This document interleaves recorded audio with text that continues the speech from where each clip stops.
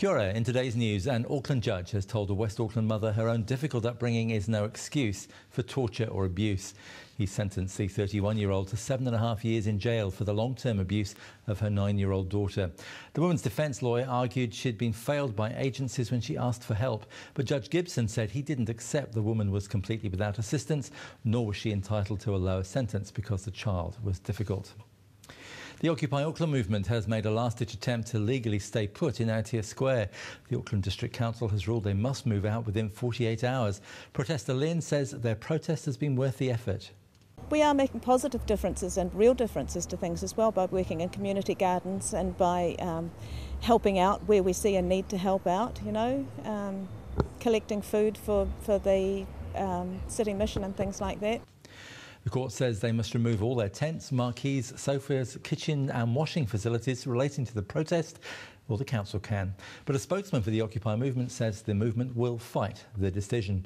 Protester Lynn says the point they're making remains very important. We never had this before.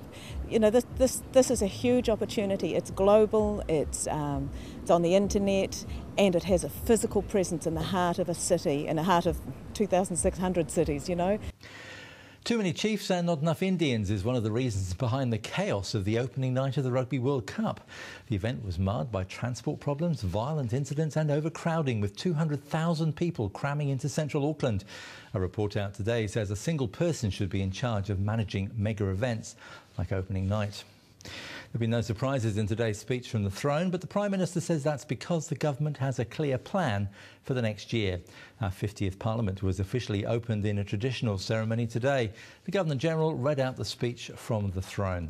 New Zealand has experienced 3 challenging years, including a major recession, the worst global financial crisis since the Great Depression, and a devastating series of earthquakes that destroyed whole parts of Christchurch. Looking forward, the biggest risk to the New Zealand economy is from the European debt crisis. And there's been a table-thumping speech from new Labour leader David Shearer on that first day of the 50th Parliament. He responded to the Governor-General's speech, outlining the government's plans for the next 3 years, and he promises that Labour will put its focus and energies into a vision for New Zealand. And under my leadership, I can promise you this, that Labour will work tirelessly to play its part, because the Labour Party is turning a page. After more than 2 years on the run, a former Rotorua businessman dubbed the accidental millionaire has appeared in court. Leo Gao has been arrested and extradited from Hong Kong for the loss of more than $6 million from Westpac Bank after $10 million was mistakenly put into his account in 2009. The 30-year-old Chinese New Zealander faces 16 charges of theft and 2 of money laundering. A handful of Cantabrians angry at the $70,000 pay rise being awarded to City Council Chief Executive Tony Marriott have turned up for a rally in the city this afternoon. It attracted around a dozen people to the foyer of the Christchurch City Council building on Hereford Street. And that's all from me. Thank you for joining us. Cameron will be with you tomorrow.